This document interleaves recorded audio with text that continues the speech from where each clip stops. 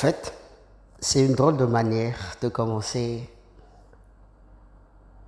un post pour souhaiter un vœu merveilleux à l'endroit d'une personne très importante et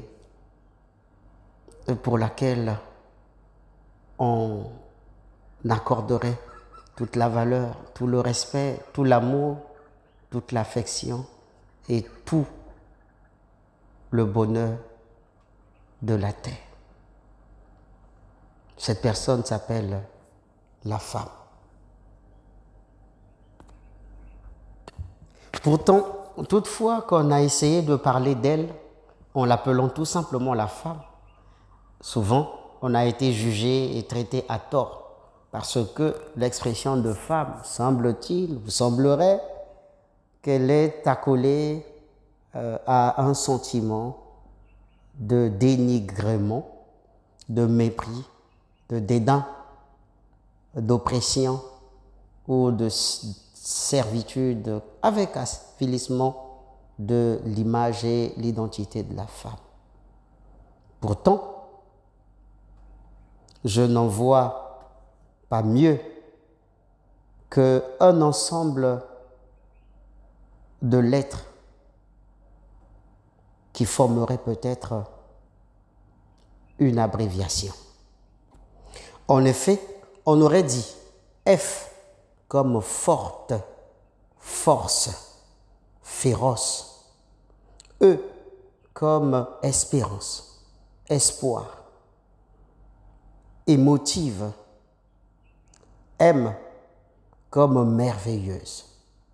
M comme monstrueuse. M comme magnifique. M comme maman. Et E, on l'a dit, mais on pourrait redire espoir, espérance, élite,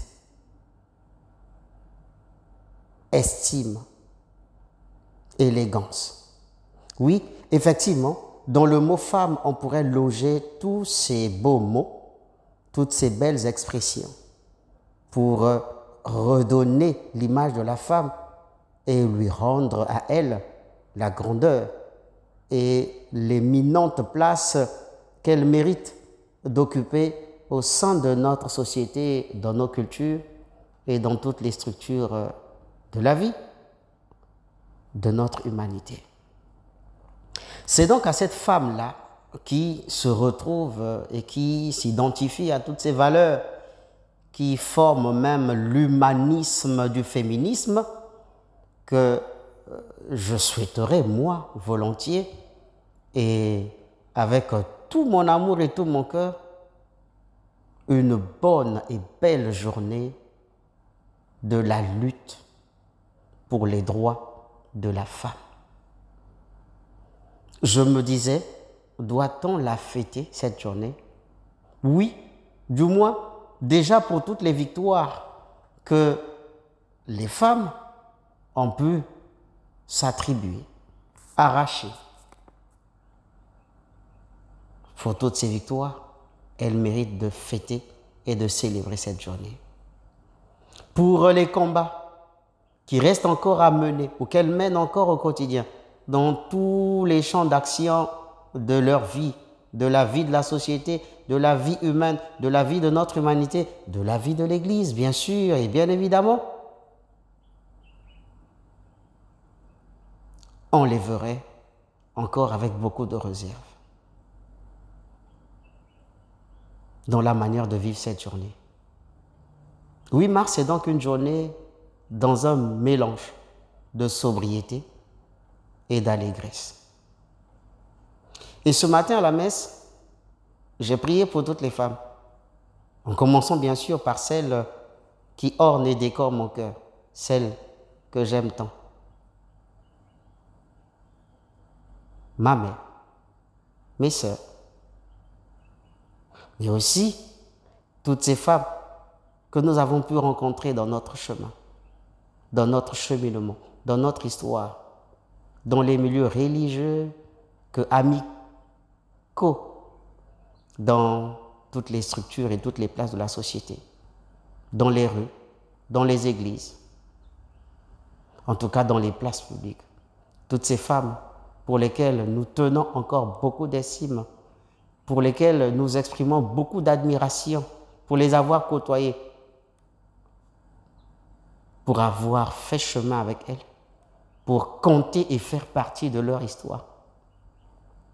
À elles, nous avons pensé à la messe en offrant à Dieu le sacrifice de ce jour, en demandant à Dieu de les fortifier, de les soutenir, parce qu'elles sont nombreuses, oui, joyeuses, mais elles sont aussi beaucoup trop nombreuses. Permettez-moi cet amalgame linguistique. Elles sont beaucoup trop nombreuses encore dans des situations précaires. Non pas pour la pauvreté et la misère, non, mais pour les atrocités qu'elles vivent et subissent dans leurs différents milieux de vie, dans la vie conjugale. On en compte par milliers des femmes qui souffrent d'agression, de mépris, de manque d'amour, d'oubli.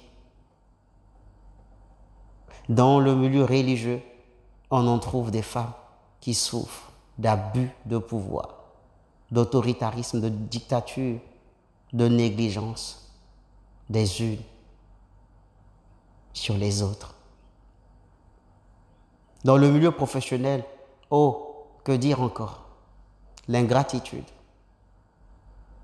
le machisme de certains hommes qui supposaient être leurs responsables, mais aussi elles-mêmes, contre elles-mêmes, des femmes responsables, supérieures, directeurs, chefs de service, qui porteraient un regard de mépris, de dédain, qui sont passionnés à dénigrer leurs consoeurs, leurs consorts. Oui, toutes ces femmes, dans toutes ces situations difficiles, pour elles aussi nous avons prié ce matin, en demandant à Dieu de les fortifier. Nous n'avons pas oublié, bien sûr, ces femmes-là aussi qui se perdent dans leur orientation sexuelle. Oh, que dire? Elles se frappent la poitrine en se réclamant hommes. Pourtant, biologiquement et génétiquement, ce sont des femmes. Un miracle extraordinaire d'ailleurs. Pour elles aussi, nous avons prié, en demandant au Seigneur de leur donner la clairvoyance et la clairvision, de mieux discerner leur identité biologique et d'assumer leur genre, pour qu'elles parviennent enfin à louer et à honorer le nom du Seigneur qui les a tant voulu dans le corps, la chair, la nature et l'identité de femme. Ouf! Est-ce qu'on pourrait bien dire non à cette tragédie du gender? Oui, c'est la journée de la femme, c'est le 8 mars. Soyez bénis, vous tous et vous toutes, femmes, là où ce message, ce mot vous trouve, dans ce que vous ferez aujourd'hui, dans ce que vous avez l'habitude de faire, dans votre travail, votre entrepreneuriat, dans votre vie de foi et de prière, dans votre vie de ménagère, de femme au foyer. N'oubliez pas que la vraie dignité de la femme ne peut être appréhendée sans la conscience de Dieu, sans la personne de Jésus-Christ, sans la foi en Dieu. Sinon, ce ne serait qu'un tourisme idéologique. Ce serait qu'une expression sociologique que d'être femme, que de s'appeler femme. En pensant à la fois, combien ne pas trouver de l'admiration pour ces belles femmes braves et fortes, dignes et nobles qui se sont distinguées tout au long de l'histoire du peuple d'Israël. Nous connaissons le plus et mieux d'ailleurs la Vierge Marie parce que c'est la mère de Dieu, c'est celle qui par son oui a accepté Jésus-Christ et nous l'a offerte comme l'offrande à être immolée pour notre salut. Mais à côté d'elle, avant elle, et avec elle, il y en a eu bien d'autres. Que dire de Marthe, la sœur de Lazare? Que dire de Ruth? Que dire d'Esther, avec sa brave prière prophétique et exceptionnelle, avec sa médiation et sa diplomatie qui a valu le salut au peuple d'Israël de la ruse et la tromperie de ce grand ministre, de cet eunuque du roi qui en voulait à son peuple. Que dire de Rachel qui, dans sa misère, ne cesse de pleurer encore ses enfants, que notre humanité est en train de massacrer, de tuer jusqu'à nos jours, puisque on semble vouloir nous imposer comme une des victoires des droits de la femme, le droit à l'avortement, c'est-à-dire le meurtre des enfants que Rachel pleure encore à notre histoire, à notre siècle. Que dire de Élisabeth? Que dire de Sarah? Que dire de Ruth?